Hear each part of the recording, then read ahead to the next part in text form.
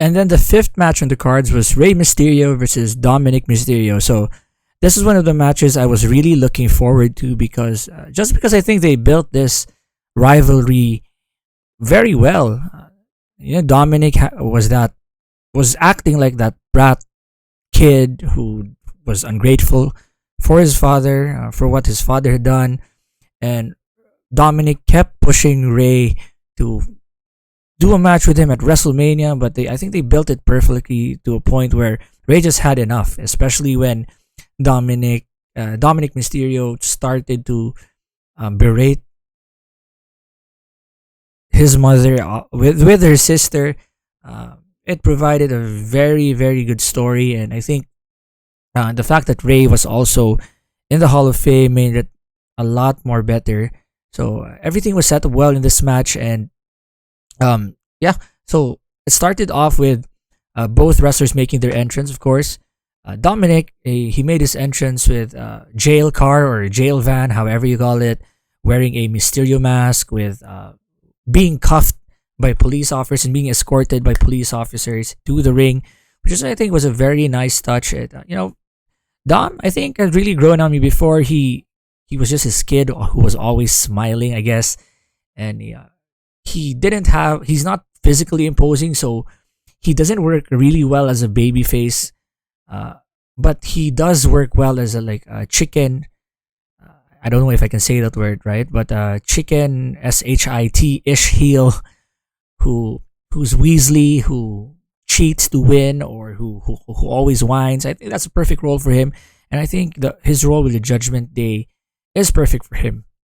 And when Ray came out, of course he came out commemorating and honoring the late Eddie Guerrero with "Viva la Raza, Latino Heat," and he also came out with Snoop Dogg himself, which was a nice touch and just a very nice tribute to the late great Eddie Guerrero. As for the match, it started out fast with a series of exchanges, as you would expect from two wrestlers who have a luchador background. And I've got to say, during the early parts of the match, Dominic really has very good facial expressions and very good ring psychology. He's improved a lot, and you know that he has very good facial expressions, and he's doing very good work because when you see him, you just want to slap him. I mean, that face is very slappable. Just can't, when you see him, you can't help but get angry at his face and just say, what the salt. He's a salt of the earth, very undesirable wrestler, and as a heel, that's a good thing, right? And continuing on, Dom Mysterio, which is I think a funny spot, he actually got a spanking with a belt from Ray. So Ray got his belt, and then he spanked Mysterio like a little kid. I think the people wanted to see that because of how Dom had treated Ray for the past few weeks, in fact, past few months, and that was a really funny bit. But I think I'm not sure as to the wrestling rules. Again, I'm not a wrestling expert. I'm just a casual wrestling fan. Shouldn't he have been disqualified for just taking the belt out like that? But taking the belt out like that and spanking Dominik Mysterio in front of the referee. I'm not sure. I'm not too sure about that rule. So, guys, if you know the proper rule there, you can just shoot a comment down below, and I'll appreciate it if you can give me some knowledge on the spanking spot, right? And then eventually, Dom they went to the floor ringside, and Dom, again, to get heat, he threw water at his sister Aaliyah, who was also at ringside, which allowed Dom to distract Ray and again blindside him. So yeah, Dom and Ray went again to the floor. Thereafter, Dom went back to his sister and mother, who were sitting at ringside, and again Dom smack talked her mother in front of Rey Mysterio, and she got because I guess Dom's mother was so mad. Dom got a smack from her mother, which again, to the delight of the crowd, got a really big pop and also allowed Rey Mysterio to make his comeback. And They went back into the ring, and I gotta say, Rey Mysterio for his age is still in pretty good shape. I understand he's nearing 50 years old, but he can still do the flips cleanly. Maybe not with the same velocity and speed as before, but they're still smooth, and I think he's still the best in the business when it comes to these moves. And um, what I like about Rey Mysterio is that he can do flips. He can do really good flips, but he's not like flippy floppy like other luchadors. Cough cough AEW luchadors. And his flips make sense, and they further the story that's being told in the ring. And I think this is something that other luchadors or other high flyers can learn. And you don't always have to take it 100 miles an hour and do as much spots as you can within your time frame. You just have to do the spots that matter and make sense to the story. So Rey Mysterio is a master of this, and I think he did a really good job here.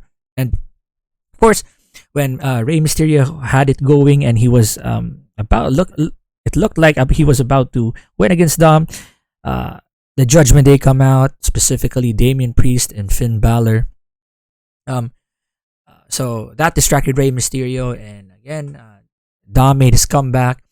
Dom then attempted the Three Amigos spot, which again is it's a heat magnet because when you think of the Three Amigos spot, which is otherwise known as three consecutive suplexes, it's really that spot made by famous by Eddie Guerrero, and the fact that he desecrates that move by doing it mockingly to his father Rey Mysterio. Speaking of Dom, that always gets heat, but again, luckily that spot failed, and Rey then connected with a 619,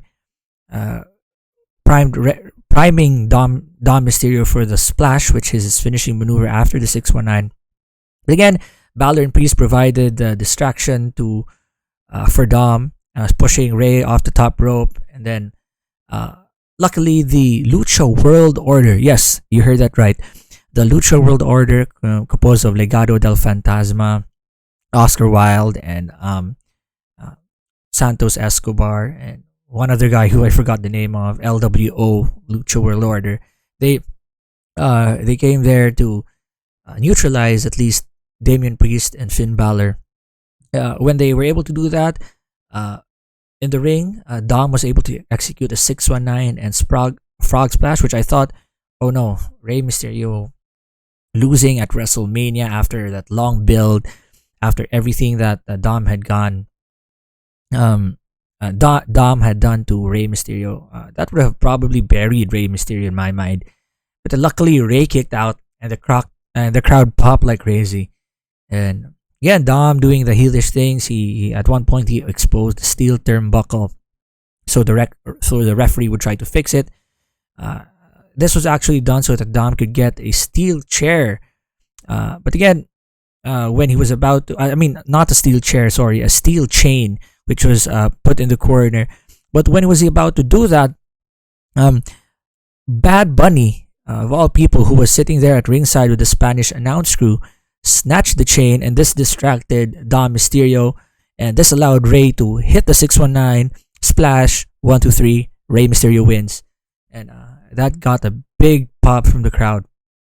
My comments about the match, it was a pretty good match, definitely. I mean, both wrestlers did their job. I was impressed because it was obvious that Rey Mysterio was controlling traffic in the match.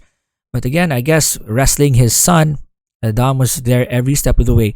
And I have to say, Dom has really improved in-ring wise, and psychology wise, because in-ring, he does do some lucha moves, but he has a heel twist to his moves, and he plays to the crowd perfectly with his heelish demeanors. How he knows that the crowd does not like him. He plays the chicken shit heel very well, and every time he looks to the crowd, you just can't help but want to slap that face, right? Because he just has that smirk and smug look to his face. Yeah, I think Rey did all his spots, all the good spots. But I guess even if the match would have been rotten, and even if there were botches in the match, just because the match was built so perfectly, with Ray coming to a boiling point after all the shit that Dom had put Ray through.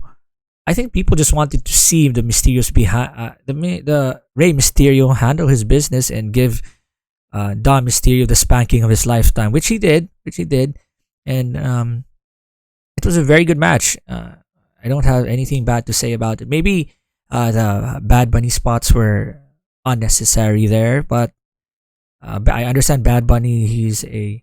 I don't know him personally or I don't know his stuff, but he's a major recording artist who crosses over genres. So he got a big pop there. He's probably one of the most over personalities there that night.